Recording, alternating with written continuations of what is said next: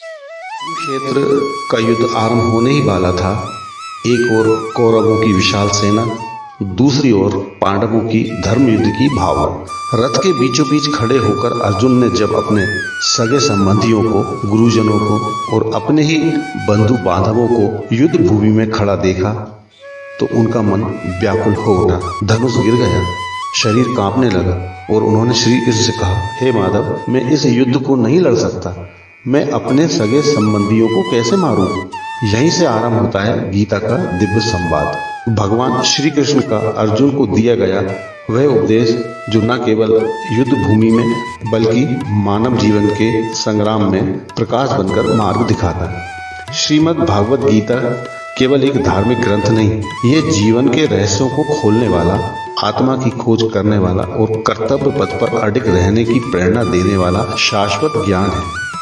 श्री कृष्ण सबसे पहले अर्जुन को समझाते हैं कि जिस मोह और भ्रम में वे पड़े हैं वे अज्ञानता का परिणाम है। उन्होंने कहा, हे अर्जुन, तू जिसे मारने की बात कह रहा है वे शरीर है, आत्मा नहीं। आत्मा न कभी जन्म लेती है और न मरती है। ये सत्य है, ये अमर है, अजर है। जैसे मनुष्य पुराने वस्त्रों को त्याग कर नए वस्त्र धारण करता है, वैसे ही आत्मा भी एक शरीर को छोड़कर दूसरा शरीर धारण करती है। ये उपदेश न केवल मृत्यु के भय को मिटाता है बल्कि यह भी सिखाता है कि हम शरीर नहीं हैं, हम आत्मा हैं जो ईश्वर का अंश है। शरीर के परिवर्तन से आत्मा का अस्तित्व समाप्त नहीं होता। यही ज्ञान मृत्यु के भय से मुक्ति दिलाता है और आत्मा की अमरता की अनुभूति कराता है। फिर श्री कृष्ण अर्जुन को कर्म के बारे में समझाते हैं। वे कहते हैं, हे पार्थ, तेरा अधिकार केवल धर्म करने में है, फल की चिंता करने में नहीं। तू कर्म कर निष्काम भाव से, बिना फल की आशा किए। यही कर्मयोग है। इस शिक्षा से हमें ये समझने को मिलता है कि सफलता और असफलता हमारे हाथ में नहीं है, लेकिन प्रयास करना, ईमानदारी से अपना कर्तव्य निभाना, ये हमारा धर्म है। श्री कृष्ण समझाते हैं कि कर्म को ईश्वर को अर्पित करके किया जाए तो वह कर्म बंधन से मुक्त हो जाता है। जब हम किसी कार्य को स्वार्थ से नहीं बल्कि सेवा, प्रेम और समर्पण से करते हैं तो वह कर्म योग बन जाता है। यही भाव मनुष्य को आध्यात्मिक ऊंचाइयों की ओर ले जाता है। अर्जुन ने जब ये प्रश्न पूछा कि यदि आत्मा अमर है और कर्म से भी ऊपर है तो क्या हमें ज्ञान ही सर्वोपरि नहीं मानना चाहिए? तब श्री कृष्ण ने ज्ञान योग की व्याख्या की।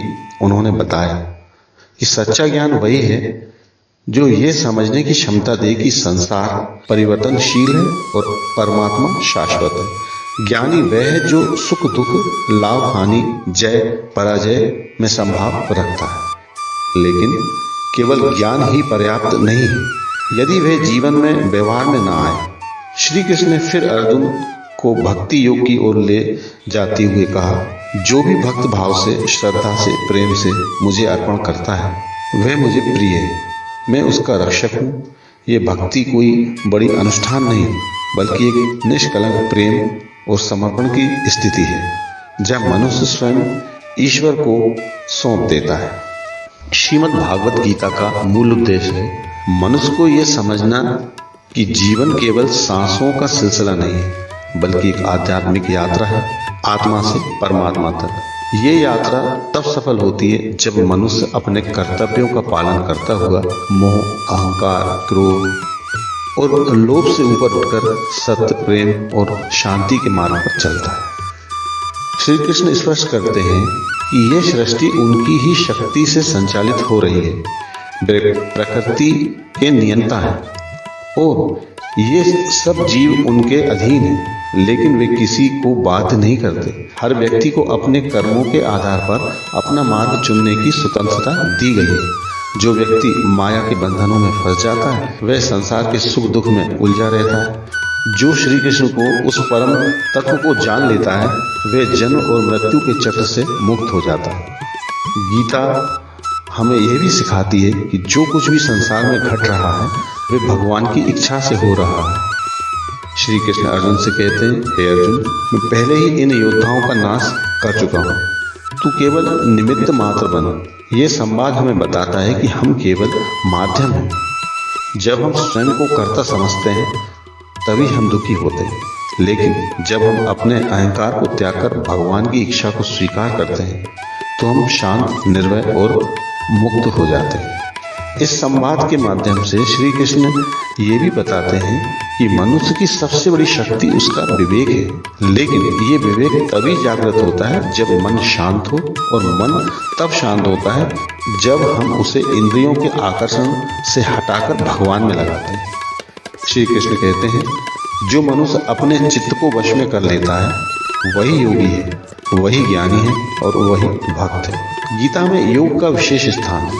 श्री कृष्ण ने कहा है कि योग वह अवस्था है जहाँ मनुष्य सुख दुख दोनों को सम रखता है। योग का अर्थ है समन्वय। उन्होंने योग की परिभाषा दी, योगः कर्मसु कौशलम, अर्थात कर्म में कुशलता ही योग है। जब हम अपने हर कर्म को लगन, ईमानदारी, समर्पण से करते हैं तो योग बन जाता है। गीता ये भी स्पष्ट करती है कि हर व्यक्ति अपने स्वभाव के अनुसार कार्य करता है। कोई कर्मयोगी होता है, कोई ज्ञान योगी होता है, कोई भक्ति योगी होता है, लेकिन तीनों ही मार्ग पहुंचने के साधन हैं। श्री कृष्ण ने यह भी कहा है कि जो भी जिस भाव से मेरी आराधना करता है मैं उसी भाव से उसे प्राप्त हो जाता हूँ। अर्थात यदि श्रद्धा सच्ची है तो ईश्वर तक पहुँचती है। श्री कृष्ण अर्जुन को यह भी बताते हैं कि जिस प्रकार अग्नि लकड़ी को भस्म बना देती है, उसी प्रकार ज्ञान सभी पापों को जला देता है। लेकिन यह ज्ञान तभी प्राप्त होता है जब मन शुद्ध हो, हृदय श्रद्धा से भरा हो और जीवन में सत्य को जानने की तीव्र इच्छा हो। अंत में अर्जुन पूर्ण रूप से भ्रम मुक्त हो जाते हैं। तब उन्हें ये बोध होता है कि वे केवल आत्मा है, ईश्वर के आज्ञाकारी सेवक हैं और उनका धर्म है अपने कर्तव्य का पालन करना। तब वे कहते हैं, हे केशव, अब मेरा मोह दूर हो गया है, मैं अपने कर्तव्य को समझ गया हूँ और मैं युद्ध करूँगा। और यही पर गीता का उद्देश्य पूर्ण होता है। एक ऐसा दिव्य संवाद जो केवल अर्जुन के लिए नहीं बल्कि समस्त मानवता के लिए है। यह हमें सिखाता है कि जीवन में निर्णय कैसे लें, मन के द्वंद्व को कैसे शांत करें, मोह से कैसे मुक्त हों और ईश्वर में कैसे स्थित हों।